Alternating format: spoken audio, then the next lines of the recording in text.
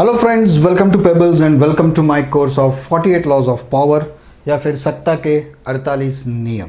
ना रहेगा बास न बजेगी बांसुरी। ये जो हमारा एक मुहावरा है वही है हमारा रूल नंबर 42। तो अपने किसान जो है उनके साथ जो भ्रष्टाचार होता है वो होता है खाद में। हमारा जो फर्टिलाइज़र होता है यूरिया, उसमें बहुत बड़ा भ्रष्टाचार था। क्या होता था? द यूरिया सब्सिडाइज होता है। यूरिया सब्सिडाइज होता है तो वो यूरिया जो है वो खेत के लिए भी लगता है और बहुत सारी इंडस्ट्रीज़ के लिए भी लगता है। और गवर्नमेंट सब्सिडी तो देती थी। और ये लोग क्या करते थे, जो गोडाउन ओनर्स थे, जो सेलर्स जो थे, वो लोग क्या करते थे, गवर्नमेंट से सब्सिडी भी लेते थे, वो किसान को देते नहीं थे, बहुत कम सब्सिडी पास ऑन करते थे और ब्लैक मार्केट करके वो यूरिया जो है वो इंडस्ट्रियलिस्ट को बेचते थे। क्योंकि इंडस्ट्री को जो मिलने वाला यूरिया था उस पर सब्सिडी नहीं थी, तो इंडस्ट्री वालों को वो सस्ते में मिलता था और ये लोग ब्लैक मार्केट करके उनको बेच देते थे। तब सबसे पहले उन्होंने, मोदी जी ने कहा कि मैंने किसानों का जो ये प्रॉब्लम है उसे सॉल्व करने की कोशिश की। अब मैं ऐसे भले खुद नहीं, लेकिन ऐसे ऑफिसर या ऐसे पुलिस भी इंस्टॉल नहीं कर सकता जो हर डीलर के पास जाके चेक करे और उसके ऊपर अंकुश रख सके। ये पॉसिबल ही नहीं था क्योंकि भारत देश ही इतना बड़ा है। तो उन्होंने क्या किया, एक ज़बरदस्त ट्रिक अप्लाई की। ये मोदी जी ने खुद कहा था। उन्होंने किसानों के यूरिया में नीम का कोटिंग करना शुरू कर दिया। अपना नीम का जो पत्ता होता है उसका जो इसेंस होता है उसका कोटिंग करना शुरू कर दिया। अब उन्होंने कहा कि नीम का कोटिंग करने की वजह से बहुत सारी बातें हो गई। सबसे पहली, नीम का कोटिंग खेती के लिए बहुत ही अच्छा है। जो उपजाऊ ज़मीन है उसकी परत जो है वो बहुत बढ़ती है और दैट इज़ एक पेस्टिसाइड करके भी वो यूज़ होता है, ना कि only fertiliser. It acts as a fertiliser plus pesticides. दूसरी बात, नीम का कोटिंग किया हुआ यूरिया इंडस्ट्री के किसी काम का नहीं है क्योंकि उसके ऊपर नीम का कोटिंग है। अब ये नीम का कोटिंग किया हुआ यूरिया जो है वो कोई सेलर अगर ब्लैक करके इंडस्ट्री वालों को बेचना भी चाहे तो उसे खरीदेगा कौन? क्योंकि उसका कोई यूज़ ही नहीं है इंडस्ट्री में। तो बस प्रोडक्शन साइड पे एक तीर चलाकर उन्होंने इतने सारे भ्रष्टाचार खत्म कर दिए। सेकेंड चीज़ थी कि सब्सिडी।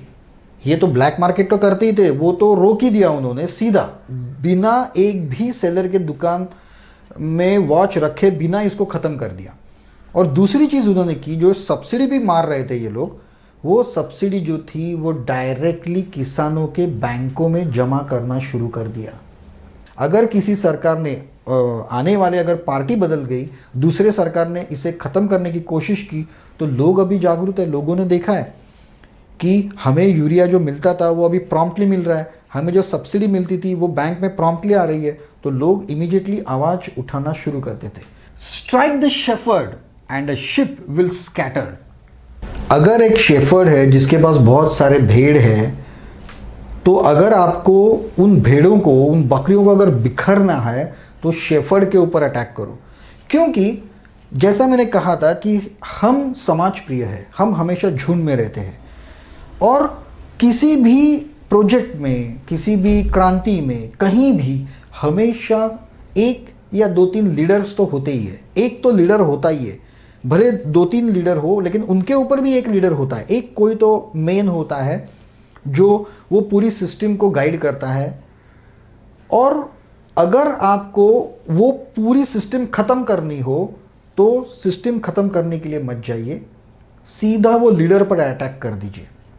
आर्य चाणक्य की एक कहानी मुझे याद आई यहाँ पर। चाणक्य जी एक बार जा रहे थे, तब एक पेड़ का कांटा उनके पैर में चुभ गया।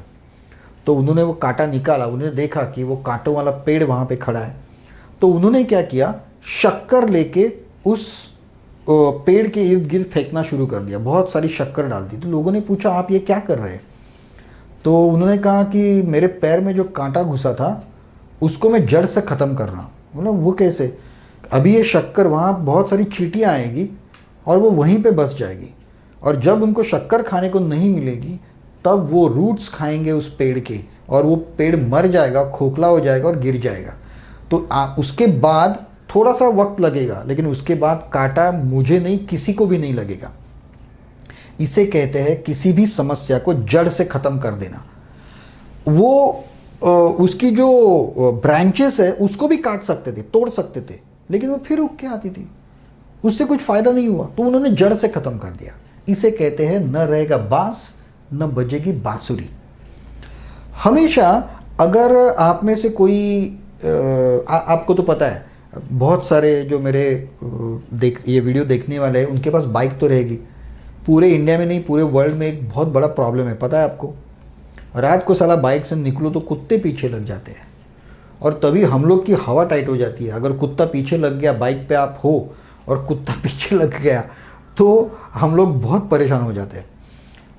मैं जब इंजीनियरिंग कॉलेज में था तब मैं कोल्हापुर में था, और वहाँ पे जिस बंगलों में, जो सोसाइटी में हम लोग, जहाँ पे बंगलों की कॉलोनी थी, वहाँ पे हम रहते थे, वहाँ पे बहुत सारी क्रॉस लेन्स थी, और वहाँ पे कम से कम 15 से 20 कुत्ते थे।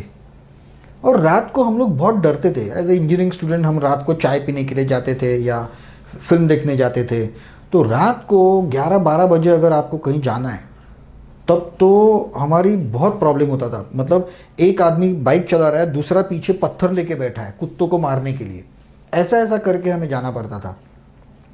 तभी हमने उनको थोड़ा सा स्टडी किया, क्योंकि ये सबका प्रॉब्लम था वहाँ पे, उन कुत्तों ने जीना हराम कर दिया था। तो हम लोग ने स्टडी किया, तभी हमको पता चला ये जो कुत्तों का गैंग है उसका एक लीडर है, वो हमेशा आगे रहता है। तो हम लोग ने क्या किया, डंडे लेकर गए हम लोग वहाँ पे, रात को ही हाथ में डंडे थे। जैसे वो कुत्ते पीछे लग गए, सब लोग बाइक से उतरे हम लोग, और वो डंडा से वो उसको ही इतना मारा, उनका जो लीडर था उनको ही मारा हमने। और मैं सच कहता हूँ, उसके बाद कोई कुत्ते ने कभी हमें परेशान नहीं किया। तो जो लीडर है उसका जड़ जो है उसे खत्म कर दो, तो आपको ब्रांचेस काटने की जरूरत ही नहीं पड़ेगी कभी। लेट अस सी इसके और पॉइंट्स क्या हैं। Within any group trouble can be traced to a single source, the unhappy chronically unsatisfied one who stir up dissension and infect the group. Recognize troublemaker by their complaining nature. Separate him from the group. इन्होंने वही कहा है जो मैंने अभी आपको समझाया। हर एक ग्रुप में, हर एक, अभी आप कॉर्पोरेट्स में काम कर रहे हो, हर एक ऑर्गेनाइजेशन में ये कंप्लेन करने वाला कोई एक ही मुखिया होता है, एक ही आदमी होता है, वो हमेशा अनहैप्पी होता है, उसे ट्रेस करना बहुत इजी होता है। अब जो ये ट्रबल मेकर जो है, जो हमेशा कंप्लेनिंग मूड में रहता है, जो अनहैप्पी है और जो बाकी लोगों को भड़काता है, पहला वार उस पर करो। जब उस पर वार किया जाएगा तब बाकी लोग अपने आप सुधर जाएंगे। जो भी बिजनेस मैनेजमेंट सीखते हैं, या पता नहीं ये बिजनेस स्कूल में ये सब सिखाया जाता है कि नहीं, क्योंकि ये बहुत प्रैक्टिकल चीज़ें हैं, लेकिन अगर आपके पिताजी दादाजी बिजनेसमैन हो तो वो आपको ये चीज़ ज़रूर सिखाएंगे कि प्रैक्टिकल मैनेजमेंट कैसे करनी होती है। आप उस ट्रबल मेकर को ही सेपरेट कर दो। फॉर एग्जाम्पल, जब भी ये जो स्ट्राइक होते थे, जो कॉटन मिल्स में, मुंबई के कॉटन मिल्स या कहीं भी कंपनीज में स्ट्राइक होते हैं, तब मैनेजमेंट क्या करती है? मैनेजमेंट या फिर जो मालिक लोग होते हैं वो यूनियन लीडर को ही खरीद लेते हैं, उनको ही पैसा दे देते हैं। तो यूनियन लीडर पूरी तरह से मैनेजमेंट की तरफ से काम करता है, क्योंकि यूनियन लीडर ही वो एक आदमी ऐसा है जो लीडर है, जो ट्रबल मेकर है, जो बाकी लोगों को भड़काता है। अगर आपने उसको ही रास्ते से हटा दिया तो बाकी के लोगों की तो औकात ही नहीं है कुछ कंप्लेंट करने की या कुछ भी करने की।